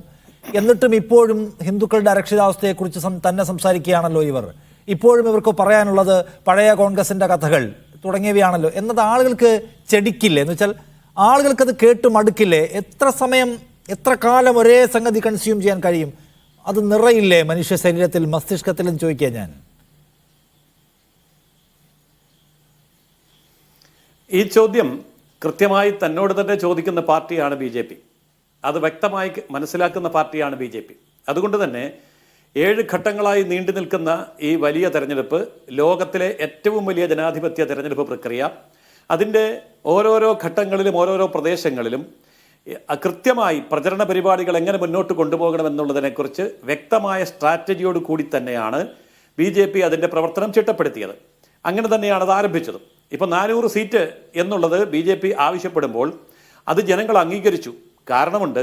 ആദ്യം BJPക്ക് 272 സീറ്റ് കൊടുക്കണം എന്നാവശ്യപ്പെട്ട കാലത്ത് 282 സീറ്റാണ് BJPക്ക് കിട്ടിയത്. 300-ലധികം സീറ്റ് തരണം എന്ന് പറഞ്ഞ തെരഞ്ഞെടുപ്പിൽ 303 സീറ്റാണ് കിട്ടിയത്. അതുകൊണ്ട് ഇത്തവണ 400-ലധികം എന്ന് പറയാനുള്ള ആത്മവിശ്വാസമുണ്ട്. BJP പറഞ്ഞ കാര്യങ്ങൾ ജനങ്ങൾ അംഗീകരിച്ചിട്ടുണ്ട്, അനുവദിച്ചിട്ടുണ്ട്, അത്രയും സീറ്റ് തന്നിട്ടുണ്ട്. ഇത്തവണയും തീർച്ചയായിട്ടും ആ സീറ്റ് ലഭിക്കുകയും ചെയ്യും. ഇലക്ഷൻ്റെ ഓരോ ഘട്ടങ്ങളിലും എന്തൊക്കെ പറയണം, എങ്ങനെ പറയണം, എവിടെ പറയണം, അതുപോലെ തന്നെ പ്രതിപക്ഷം ഉയർത്തുന്ന ആരോപണങ്ങൾക്കും അവരുയർത്തുന്ന ആക്ഷേപങ്ങൾക്കും പ്രകോപനങ്ങൾക്കും എങ്ങനെ മറുപടി പറയണം, ഇതൊക്കെ മറ്റാരേക്കാളും മറ്റെല്ലാ പാർട്ടികളെക്കാളും വ്യക്തമായി അറിയുന്ന പാർട്ടിയാണ് ഭാരതീയ ജനതാ പാർട്ടി. പിന്നെ ഭാരതീയ ജനതാ പാർട്ടിയിൽ അനൈക്യമുണ്ട്, അല്ലെങ്കിൽ നേതൃപരമായ പ്രശ്നങ്ങളുണ്ട് എന്നൊക്കെ എല്ലാവർക്കും പറയാം. അത് മനപ്പായസമുണ്ടെന്നതാണ്. പലതായിട്ട് പിളർന്നു പോയ കോൺഗ്രസും പലതായിട്ട് പിളർന്നു പോയ കമ്മ്യൂണിസ്റ്റും ദള്ള അങ്ങനെയുള്ള സോഷ്യലിസ്റ്റ് പാർട്ടികളും ഒക്കെയുള്ള ഇന്ത്യയിൽ നമ്മളൊന്ന് പുറകോട്ട് തിരിഞ്ഞു നോക്കൂ. BJP ഉണ്ടായതിൽ പിന്നെ, ജനസംഘം ഉണ്ടായതിൽ പിന്നെ ഇന്ന് വരെ 1950 മുതലേ ജനസംഘമുണ്ട്. അത് കഴിഞ്ഞ് ജനതാ പാർട്ടിയുടെ കാലഘട്ടത്തിന് ശേഷമാണല്ലോ, അടിയന്തരാവസ്ഥയ്ക്ക് ശേഷമാണല്ലോ BJP എന്ന പേര് സ്വീകരിച്ചത്. ഒരിക്കൽ പോലും പിളർന്നിട്ടില്ല. ഇതിൽ നിന്ന് പാർട്ടികൾ പുറത്തു പോയിട്ടില്ല. അപ്പോൾ ഒറ്റക്കെട്ടായി നിൽക്കാൻ കഴിയുന്ന ഒരു രാഷ്ട്രീയ സ്വത്വം ഭാരതത്തിൽ BJPയിലൂടെയാണ് ജനങ്ങൾ കാണുന്നത്. കോൺഗ്രസിൻ്റെ ചരിത്രം അതല്ല, CPMൻ്റെ ചരിത്രം അതല്ല, മറ്റൊരു പാർട്ടിയുടെയും ചരിത്രം അതല്ല. അപ്പോൾ ഉറച്ച ഒരു ഗവൺമെൻറ്റിന് വേണ്ടി BJPയോടൊപ്പം നിൽക്കാൻ ഈ രാജ്യത്തെ ജനങ്ങൾ തയ്യാറാകും. അതിനു മുന്നിൽ ഈ പറയുന്ന എല്ലാ മനക്കോട്ടകളും കെട്ടിക്കോട്ടെ. ജൂൺ മാസം 4-ാം തീയതി ഉച്ചയ്ക്ക് 2 മണി വരെ ഈ മനക്കോട്ടകൾ ഇങ്ങനെ കെട്ടിക്കൊണ്ടിരിക്കട്ടെ. പക്ഷേ ഉച്ച കഴിഞ്ഞ് ഇതൊക്കെ പറയണം. ജൂൺ 4-ാം തീയതി ഉച്ച കഴിഞ്ഞ് ഇപ്പോൾ പറഞ്ഞ കാര്യങ്ങളൊക്കെ പറയണം. BJPയിൽ തമ്മിലടിയാണ്, BJPയുടെ കക്ഷികൾക്കൊന്നും വോട്ടില്ല, ഇവരുടെ ഇടയിൽ ഐക്യമില്ല, ഇവർക്ക് ഭൂരിപക്ഷം കിട്ടില്ല എന്നൊക്കെ അന്നും ഉറപ്പിച്ച് പറയണമെന്നുള്ളതാണ് ഇന്ത്യ മുന്നണിയിലെ എല്ലാ ഘടകകക്ഷികളോടും ഞങ്ങൾക്കുള്ള അഭ്യർത്ഥന. അന്ന് വാക്കുമാറ്റരുത്. സന്തോഷ് ജോയ്, അതായത് സൗത്തിൽ കിട്ടുന്ന വോട്ടുകളും സീറ്റുകളും അടക്കം കണക്ക് കൂട്ടിക്കൊണ്ടാണ് BJP അവർക്ക് ഒരു അഭിമാനകരമായ സംഖ്യ സൃഷ്ടിക്കാൻ കഴിയും എന്ന് ആത്മവിശ്വാസം കൊള്ളുന്നത്. അതിലിപ്പോൾ അവരുടെ ഒരു കോൺഫിഡൻസ് എന്താണ് എന്ന് ചോദിച്ചാൽ, നിയമസഭാ തെരഞ്ഞെടുപ്പുകളിൽ ജനങ്ങൾ പലതരത്തിൽ വോട്ട് ചെയ്യും. പക്ഷേ ദേശീയ തെരഞ്ഞെടുപ്പ് വരുമ്പോൾ മോദി എന്ന ഫാക്ടർ, BJP ഉയർത്തുന്ന ദേശീയത, ഹിന്ദുത്വം പോലെയുള്ള സംഗതികളെല്ലാം പ്രധാനപ്പെട്ട ഘടകമായി പ്രവർത്തിക്കും. അങ്ങനെ വരുമ്പോൾ കർണാടകയിലും തെലങ്കാനയിലും മഹാരാഷ്ട്രയിലും അടക്കം BJP മോദി അനുകൂല വേവ് ഉണ്ടാവും. അതാണ് അവരുടെ കണക്കുകൂട്ടൽ.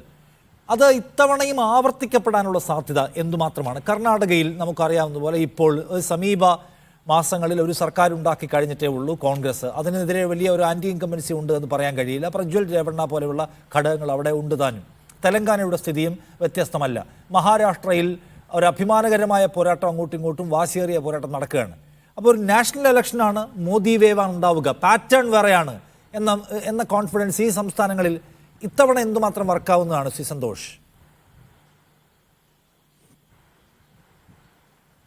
ഒരുപക്ഷെ ബി ജെ പിയുടെ ഏറ്റവും വലിയ ചാലഞ്ചും ആഗ്രഹവും ഈ ക്യാമ്പയിൻ തുടങ്ങിയപ്പോൾ ഉണ്ടായിരുന്നത് ഡെവലപ്മെൻ്റൽ ഇഷ്യൂസ്, അല്ലെങ്കിൽ ജനങ്ങൾ സഹിച്ചുകൊണ്ടിരിക്കുന്ന വിഷയങ്ങൾ, അത് ലൈവ്ലിഹുഡ് ആവാം, അൺഎംപ്ലോയ്മെൻ്റ് ആവാം, പ്രൈസ് റൈസ് ആവാം, അങ്ങനെ പല വിഷയങ്ങളാവാതെ ഇതിൻ്റെ അപ്പുറമുള്ള കാര്യങ്ങൾ ഡിസ്കസ് ചെയ്തിരിക്കണം. അതൊരു പക്ഷേ ബി ജെ പി ആദ്യ ഘടകങ്ങളിൽ അതിന് വിജയിക്കുകയും ചെയ്തു. കാരണം ഈ 400 പാർ എന്ന് പറഞ്ഞ ആ ഒരു സ്ലോഗൻ കൊടുത്തോടുകൂടി മാധ്യമപ്രവർത്തകർ, നമ്മൾ ഉൾപ്പെടെ എല്ലാവരും ബി ജെ പിക്ക് 400 കിട്ടുമോ കിട്ടുകയില്ലയോ, ഈ ഡ്രീം 11 ഈ പന്തായം വെക്കുന്നത് പോലെ എന്തുകൊണ്ട് കിട്ടും, എങ്ങനെ കിട്ടും, ഓരോ സംസ്ഥാനങ്ങളുടെ കാൽക്കുലേഷനും അതിനകത്ത് നമ്മൾ ബിസിയായി ബേസിക്കലി.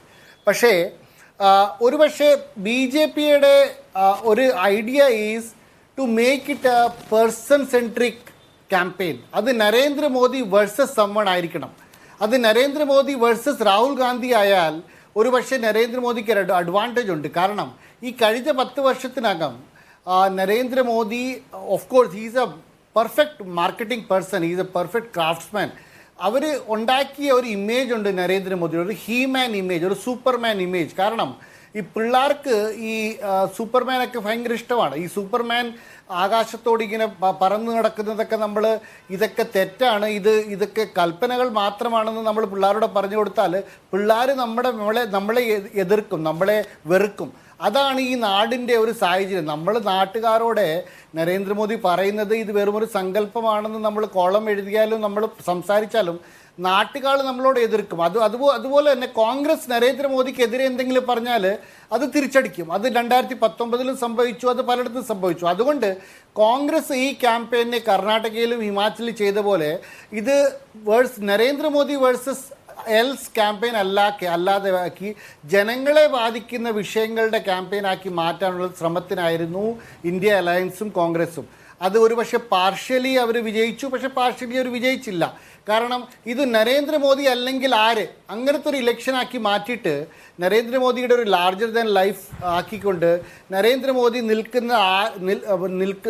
കാൻഡിഡേറ്റായി നിർത്തുന്നത് ആരായാലും, അത് പിറ്റേ ദിവസം കോൺഗ്രസിൽ നിന്ന് വന്ന ആളായാലും നരേന്ദ്രമോദിയുടെ പേരെടുത്ത് MP ആയിട്ട് നിന്നാൽ ഒരു പക്ഷേ ജയിക്കും.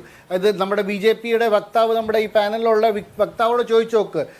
നല്ല BJPക്കാർ എന്ന് പറഞ്ഞാൽ 10-20 വർഷം കൊണ്ട് BJPയിൽ വർക്ക് ചെയ്യുന്ന ആൾക്കാരെല്ലാം സങ്കടത്തിലാണ്. കാരണം അവർക്ക് പാർട്ടിയിൽ കിട്ടുന്ന ബഹുമാനവും ആ ഒരു പ്ലേസിനെക്കാട്ടി കൂടുതൽ ആര് പാർട്ടിയിൽ വരുന്നോ അവർക്കാണ് ഇത് പാർട്ടിയിൽ കൂടുതൽ സ്ഥാനവും മഹത്വവും പാർട്ടി ടിക്കറ്റും.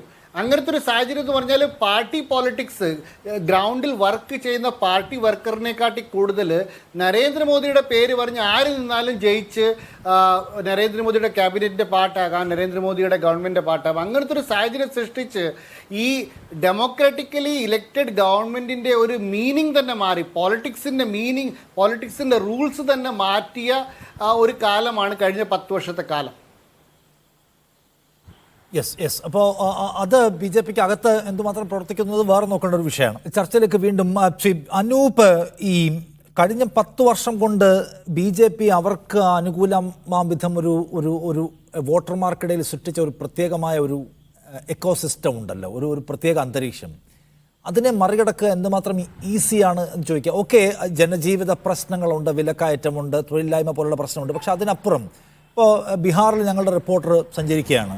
അപ്പോൾ എന്താണ് ബീഹാറിൻ്റെ അറ്റ്മോസ്ഫിയർ എന്ന് ചോദിക്കുമ്പോൾ അദ്ദേഹം പറയുന്ന ഒരു കാര്യം, ആളുകൾ ജീവിതത്തിലെ പ്രശ്നങ്ങളെക്കുറിച്ച് സംസാരിക്കുന്നുണ്ട്. എന്ന് വെച്ചാൽ വിലക്കയറ്റമാണ്, തൊഴിലില്ലായ്മയുണ്ട്, ഉൽപ്പന്നങ്ങൾക്ക് വില കിട്ടുന്നില്ല. ഈ പ്രശ്നങ്ങളെല്ലാം ഉള്ളപ്പോഴും നരേന്ദ്രഭായ് എന്ന് പറഞ്ഞാൽ അവർക്ക് വലിയ കാര്യമാണ്. ആ നിലയ്ക്ക് ഒരു മോദിയെ ഒരു ഐക്കൺ എന്ന നിലയ്ക്ക് സെല്ല് ചെയ്യുന്നതിൽ BJPക്ക് വിജയിക്കാൻ കഴിഞ്ഞിട്ടുണ്ട്. ഇപ്പോൾ ഗുജറാത്തിലും മധ്യപ്രദേശിലും രാജസ്ഥാനിലും ഒക്കെ പുറത്തു വരുന്ന വീഡിയോകൾ പലതും നോക്കിയാൽ അവിടെ ചെറുപ്പക്കാർ എന്ന് വെച്ചാൽ ഈ എന്താ പറയുന്നത്, യൂണിവേഴ്സിറ്റിയിലൊക്കെ പഠിക്കുന്ന ആളുകൾ അവർ പോലും പറയുന്നത് നരേന്ദ്രമോദിയുടെ മികവ് കൊണ്ടാണ് G20 ലീഡർഷിപ്പ് കിട്ടിയതാണ്. റൊട്ടേഷൻ വഴി സാധാരണ നിലയ്ക്ക് കിട്ടിയ ഒന്നാണ് എന്നല്ല അവർ മനസ്സിലാക്കിയിട്ടുള്ളത്. മോദി അദ്ദേഹത്തിൻ്റെ ഒരു മികവ് കൊണ്ട് ഉണ്ടാക്കിയെടുത്ത ഒന്ന്. ലോകത്തിൻ്റെ നെറുകയിൽ നമ്മളെത്തി, നമ്മളിപ്പോൾ നമ്പർ 1 സാമ്പത്തിക ശക്തിയല്ലേ എന്ന് ചോദിക്കുന്ന ആളുകളുണ്ട്.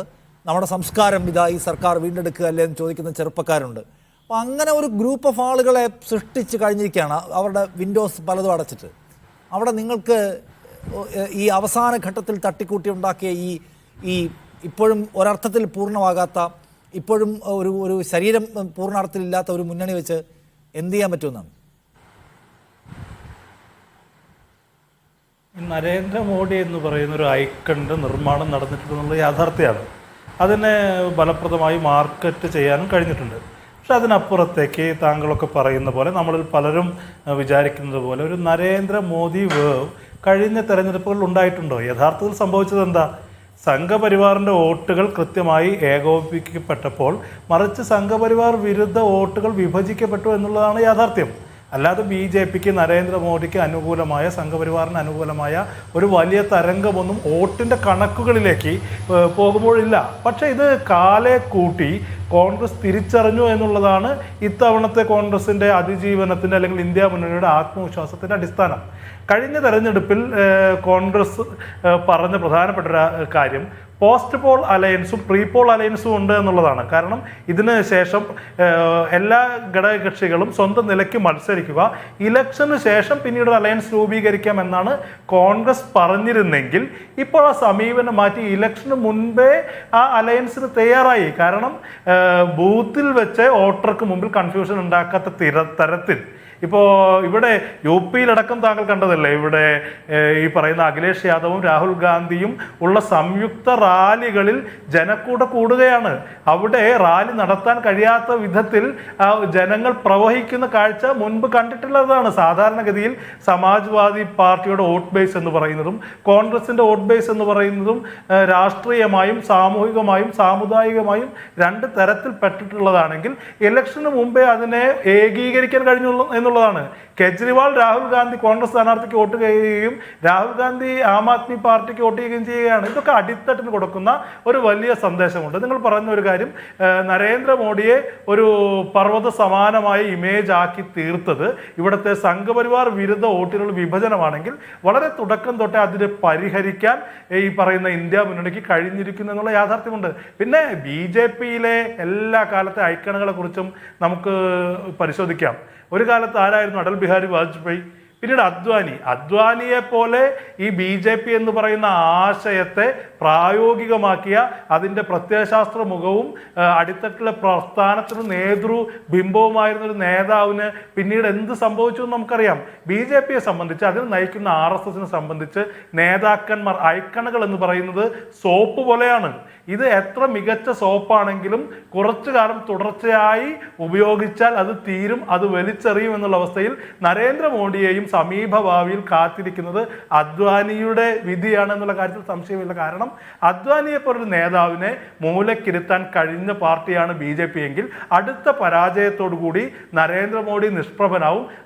അദ്ദേഹത്തിൻ്റെ ഇഷ്ടജോലിയായ കർമ്മമേഖലയായ സന്യാസത്തിലേക്ക് പോകേണ്ടി വരും.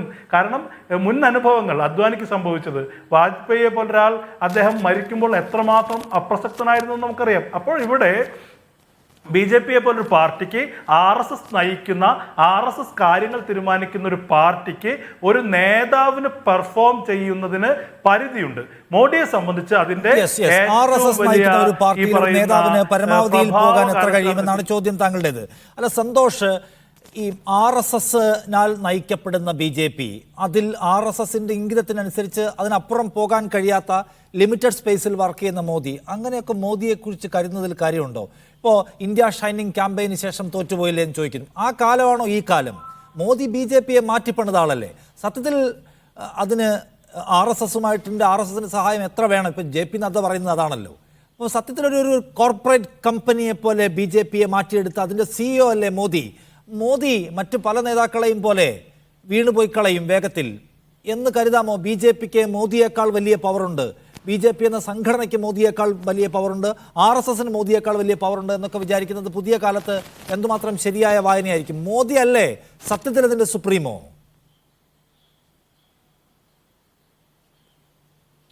ഒരുപക്ഷെ ഈ RSSും BJPയും രണ്ട് എൻറ്റിറ്റി ആണെന്ന് പോലും വിചാരിക്കുന്നത് തെറ്റാണ്. BJP, നരേന്ദ്രമോദി RSSന്റെ ഒരു ഫുൾ ടൈമർ ആയിരുന്നു. സ്വന്തം കുടുംബത്തിനെ വിട്ട് RSSന് വേണ്ടി അമേരിക്ക വരെ പാരീസും ഫ്രാൻസും എല്ലാം കറങ്ങി ഡയസ്പോറയൊക്കെ വർക്ക് ചെയ്ത ഒരാളാണ്. അപ്പോൾ നരേന്ദ്രമോദി RSSകാരനാണു. നരേന്ദ്രമോദി BJPയിൽ വന്നത് RSSൻ്റെ നോമിനിയായിട്ട് തന്നെ ഓർഗനൈസേഷണൽ സെക്രട്ടറി ആയിട്ടാണ് വന്നത്. പക്ഷേ ഒരുപക്ഷെ നരേന്ദ്രമോദി വരുന്നതിന് മുമ്പ് ഉമാഭാരതി ഒരുപക്ഷെ BJP ഓഫീസിൽ ഞങ്ങളോട് പറഞ്ഞൊരു കാര്യമുണ്ട്. RSS വൃക്ഷങ്ങളല്ല വളർത്തുന്നത്, ശാഖകളാണ് വളർത്തുന്നത്. RSS ഓർഗനൈസ് ചെയ്യുന്നത് ശാഖകളാണ്, വൃക്ഷങ്ങളല്ല. അപ്പോൾ ശാഖകൾ വൃക്ഷമാവാൻ ശ്രമിച്ചാൽ അതിനെ RSS വെട്ടിക്കളയുമെന്ന് ഉമാഭാരതി ഒരു കാലത്ത് ഞങ്ങളോട് പറഞ്ഞിട്ടുണ്ട്. പക്ഷേ നരേന്ദ്രമോദി ഈ ഒരു ഡൈനാമിക്സിൽ വന്ന മാറ്റം കൊണ്ടുവന്ന മാറ്റം എന്ന് പറഞ്ഞാൽ ഈ RSSന് ഒരുപക്ഷെ ഒരു മിഷനറി സ്വഭാവമുണ്ട്. ഈ ബ്രിട്ടീഷ് കാലഘട്ടത്തിൽ RSS വളർന്നു വരുന്ന സമയത്തിൽ RSS യൂറോപ്യൻ നാസി ഹിറ്റ്ലർ അവരോട് നിന്ന് ഇൻസ്പിറേഷൻ എടുത്തെങ്കിലും മിഷനറീസിൽ നിന്ന് ഒത്തിരി ഇൻസ്പിറേഷൻ എടുത്തു. ഈ കഴിഞ്ഞ 10-20 വർഷം മുമ്പൊക്കെ വില്ലേജുകളിൽ ഒറ്റ ആൾക്കാർ ഏക്കൽ വിദ്യാലയം ഉണ്ടാക്കുന്ന ഒരു ശ്രമം ഉണ്ടായിരുന്നു. ഓരോ ആൾക്കാർ ഗ്രാമത്തിൽ പോയി പിള്ളേരെ പഠിപ്പിച്ച് മുമ്പോട്ട് കൊണ്ടുവന്ന അതൊക്കെ RSSൻ്റെ ഓരോ രീതികളായിരുന്നു. പക്ഷേ ഈ കഴിഞ്ഞ 10 വർഷം കൊണ്ട് നടത്തിയെന്ന് പറഞ്ഞാൽ ഈ RSSൻ്റെ ഈ ഒരു പഞ്ഞം BJP നരേന്ദ്രമോദി സംഘം ഗുജറാത്തിൽ നിന്നുള്ള പണത്തിനെ കൂടി ആ പഞ്ഞം മാറ്റി RSSനെ തന്നെ അവരുടെ ഒരു ലിവിങ് സ്റ്റൈൽ തന്നെ മാറ്റി. ഡൽഹിയിൽ ഇപ്പോൾ വന്ന ഒരു കാര്യം മനസ്സിലാക്കുന്ന RSS ലീഡേഴ്സ് കാറില്ലാതെ ഒരിടത്തോട്ട് പോകത്തില്ല. ഒരു സമയത്തൊക്കെ അവർ പിള്ളേരുടെ കൂടെ ആയാലും ബൈക്കിലും ഒക്കെ യാത്ര ചെയ്യുന്ന ആൾക്കാർ. അപ്പം അതൊക്കെ ഗ്രാമങ്ങളിൽ ഇപ്പോഴും ഉണ്ടാവാം. പക്ഷേ ഡൽഹിയിലെ RSS ലീഡർഷിപ്പ് ഒരിക്കലും മാറിക്കഴിഞ്ഞു. അപ്പോൾ ചുരുക്കി പറഞ്ഞാൽ ഒരു മാറ്റം ഉണ്ടായിട്ടുണ്ട് ഈ റിലേഷൻഷിപ്പിൽ തന്നെ. പക്ഷേ എന്നാലും ഈ ഒരു ഓർഗനൈസേഷന് ഒരു വ്യക്തി ഇൻഡിസ്പെൻസിബിൾ അല്ല. നരേന്ദ്രമോദി ആണെങ്കിൽ നരേന്ദ്രമോദി, അല്ലെങ്കിൽ വേറെ ഒരാൾ. അപ്പോൾ അങ്ങനെ ഒരാളെ വാർത്തെടുക്കാൻ അങ്ങനത്തെ ഒരു വലിയൊരു സംഘടനയ്ക്ക് കഴിവ് ഇന്നുമുണ്ട്. അത് ഒരു പക്ഷേ റിസൾട്ടോടു കൂടി നമുക്ക് മനസ്സിലാക്കാൻ പറ്റും. ഓക്കെ, ശ്രീ അഡ്വക്കേറ്റ് ജയസൂര്യൻ, BJPയെ സംബന്ധിച്ച് നരേന്ദ്രമോദി എന്ന് പറയുന്ന നേതാവ്, അദ്ദേഹം ഉണ്ടാക്കുന്ന വിജയമായിരിക്കുമോ ഈ തെരഞ്ഞെടുപ്പിൽ? ഇപ്പം 400-ലെത്തണമെന്നാണ് മോദിയുടെ ആഗ്രഹം. മോദി തുടക്കത്തിൽ പറഞ്ഞതും അതാണ്. ഈ തെരഞ്ഞെടുപ്പിലെ ഏറ്റവും വലിയ സെല്ലിംഗ് പോയിന്റ് 2014-ലായാലും 2019-ലായാലും 2024-ലേക്ക് വരുമ്പോൾ മോദിയെ എങ്ങനെ കച്ചവടം ചെയ്യണമെന്ന കാര്യത്തിൽ BJP അമിത പ്രയത്നം നടത്തുന്നത് നമ്മൾ കണ്ടതാണ്. മോദി റിട്ടയർ ചെയ്യുമെന്ന് കെജ്രിവാൾ പറഞ്ഞപ്പോൾ വളരെ പെട്ടെന്ന് അമിത്ഷാ അടക്കമുള്ള നേതാക്കളൊന്നും ഇല്ല, മോദിക്ക് വിരമിക്കലില്ല. മോദി തന്നെയും പറയുന്നു താൻ ഒരു ദൈവിക രൂപമാണ് എന്ന മട്ടിൽ. സത്യത്തിൽ മറ്റെല്ലാത്തിനേക്കാളും മുകളിൽ മോദി എന്ന ബിംബം നിങ്ങളെ തെരഞ്ഞെടുപ്പുകളിൽ വിജയിക്കാൻ സഹായിക്കുന്നുണ്ട്. ഇത്തവണയും വിജയിക്കുന്നുവെങ്കിൽ, വലിയ നേട്ടം നേടുന്നുവെങ്കിൽ അതിൻ്റെ മൂലകാരണം മോദിയുടെ പ്രതിച്ഛായയാണ് എന്ന് BJP കണക്ക് കൂട്ടുന്നുണ്ടോ? ഞങ്ങളൊഴികെ എല്ലാവരും അത് കണക്ക് കൂട്ടുന്നുണ്ട്. ഞങ്ങളൊഴികെ, അതായത് BJP സംഘവിവിധ ക്ഷേത്രങ്ങൾ, അതിനുള്ളിലുള്ളവർക്ക് ഇതിൻ്റെ യഥാർത്ഥ ചിത്രം എന്താണ് എന്നറിയാം. പക്ഷേ ഇത് കേൾക്കുമ്പോൾ ഞങ്ങൾക്ക് വലിയ സന്തോഷമാണ്. ഇതുവരെ നിങ്ങൾക്കാർക്കും ഞങ്ങളെ മനസ്സിലായില്ലല്ലോ എന്ന്. അതായത് നമ്മൾ ഈ പറയുന്ന വാജ്പേയിയുടെയൊക്കെ മുമ്പ്, വാജ്പേയിയും അദ്വാനിയും കൂടെ ഒന്നിച്ചു കൂടിയാൽ എത്ര വരുമോ അതിനേക്കാൾ വലിയ ഒരു മനുഷ്യനും വലിയൊരു നേതാവും ഉണ്ടായിരുന്നു. അദ്ദേഹത്തിൻ്റെ പേരാണ് ബൽരാജ് മധോക്. ആ ബൽരാജ് മധോക്കിന് മുമ്പ് പണ്ഡിറ്റ് ദീൻദയാൽ ഉപാധ്യായോടൊപ്പം ശ്യാമപ്രസാദ് മുഖർജി, ഇവരെയൊന്നും നമ്മൾ ചർച്ച ചെയ്യുന്നില്ലല്ലോ. അങ്ങനെ അവരുടെയൊക്കെ കാലഘട്ടങ്ങളിലൂടെ കടന്നു വന്ന് ഇത് പൊളിറ്റിക്സിൽ വിസിബിൾ ആകുന്നത് വാജ്പേയി, അദ്വാനി ആ കാലഘട്ടത്തിലാണ്.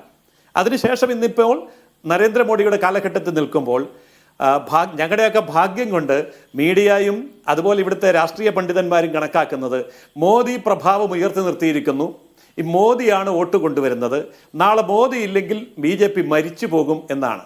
പക്ഷേ ഞാൻ വ്യക്തമായി പറയുന്നു, മോദിയുടെ കാലഘട്ടം കഴിഞ്ഞാൽ മോദിയേക്കാൾ 10 മടങ്ങ് ശക്തരായ 100 കണക്കിന് മോദിമാരെ പുറകോട്ട് അടുക്കി നിർത്തിയിട്ടുണ്ട്. സമയമാകുമ്പോൾ പുറത്തിറക്കും. നമ്മുടെ മുഖ്യമന്ത്രിമാരൊക്കെ വന്നത് നോക്കിയാൽ മനസ്സിലാവും. അതായത് മറ്റേതെങ്കിലും ഒരു രാഷ്ട്രീയ പാർട്ടിയിലാണെങ്കിൽ ഇന്ന മുഖ്യമന്ത്രിയെ മുൻനിർത്തിക്കൊണ്ട് തെരഞ്ഞെടുപ്പ് നടത്തുന്നു, അദ്ദേഹം വിജയിക്കുന്നു. BJPയുടെ മുഖ്യമന്ത്രിമാരെ നോക്കൂ. മുഖ്യമന്ത്രി സ്ഥാനം വരെ മാറ്റി ഉപമുഖ്യമന്ത്രിയാകാൻ പോലും BJPയിൽ ആളുണ്ട്, അത് തയ്യാറുള്ളവരുണ്ട്. വേറെ ഏതെങ്കിലും ഒരു പാർട്ടി ചിന്തിക്കാൻ പറ്റുമോ? കോൺഗ്രസ് പാർട്ടി ആണെങ്കിലും ലാലു പ്രസാദ് ആണെങ്കിലും അല്ലെങ്കിൽ മുലയം സിംഗ് ആണെങ്കിലും ഇതൊക്കെ കുടുംബാധിപത്യത്തിൻ്റെ വംശാധിപത്യത്തിൽ ഡൈനാസ്റ്റി പൊളിറ്റിക്സ് കളിക്കുമ്പോൾ യഥാർത്ഥത്തിലുള്ള ജനാധിപത്യത്തിൽ ഉറച്ചു നിന്നുകൊണ്ട് പ്രവർത്തിക്കുന്ന ഒരേ ഒരു പാർട്ടി അതാണ് ഭാരതീയ ജനതാ പാർട്ടി. അതുകൊണ്ട് അവർക്ക് ഈ ബിംബങ്ങളെ കൃത്യമായിട്ട് ഉണ്ടാക്കാൻ അറിയാം, പൊസിഷൻ ചെയ്യാൻ അറിയാം, നിങ്ങളൊക്കെ പറഞ്ഞതുപോലെ സെല്ല് ചെയ്യാൻ അറിയാം. അത് കഴിഞ്ഞാൽ ഏത് സമയത്താണോ അടുത്തയാളെ കൊണ്ടുവരേണ്ടത് എന്ന് അതിനേക്കാൾ ഭംഗിയായിട്ട് അറിയാം. അതിനേക്കാൾ ഭംഗിയായിട്ട് മാർക്കറ്റ് ചെയ്ത് സെല്ല് ചെയ്ത് അതിൽ നേട്ടമുണ്ടാക്കാനും അറിയാം. യഥാർത്ഥത്തിൽ ഇത് മനസ്സിലാക്കാൻ കഴിയുന്നില്ല എന്നുള്ളതാണ് ഇന്ത്യൻ പ്രതിപക്ഷത്തിൻ്റെയും ഒപ്പം തന്നെ മീഡിയയുടെയും വമ്പൻ പരാജയം. അത് ഞങ്ങളുടെ ഒരു വിജയം കൂടിയാണ്. അതുകൊണ്ട് നിങ്ങൾ മോദിയുടെ പുറകെ പോകുന്നു, നിങ്ങൾ ആർഎസ്എസിന്റെ പുറകെ പോകുന്നു, നിങ്ങൾ രാഷ്ട്രീയത്തിന്റെ സ്വീകാര്യതയാണ് ഈ കാണുന്നതെന്നാണ് താങ്കൾ പറഞ്ഞ പോയിന്റ്. ഇനി എന്തായാലും വളരെ ചുരുങ്ങിയ ദിവസങ്ങൾ കൂടി മാത്രമേ ബാക്കിയുള്ളൂ ഇന്ത്യ എന്താണ് എഴുതി വെച്ചിരിക്കുന്നത് വിധിയായി എന്ന് അറിയാൻ. താങ്ക് യു ശ്രീ ജയസൂര്യൻ, ഒപ്പം ശ്രീ സന്തോഷ്, വി ആർ അനൂപി ചർച്ചയിൽ പങ്കെടുത്തതിന്.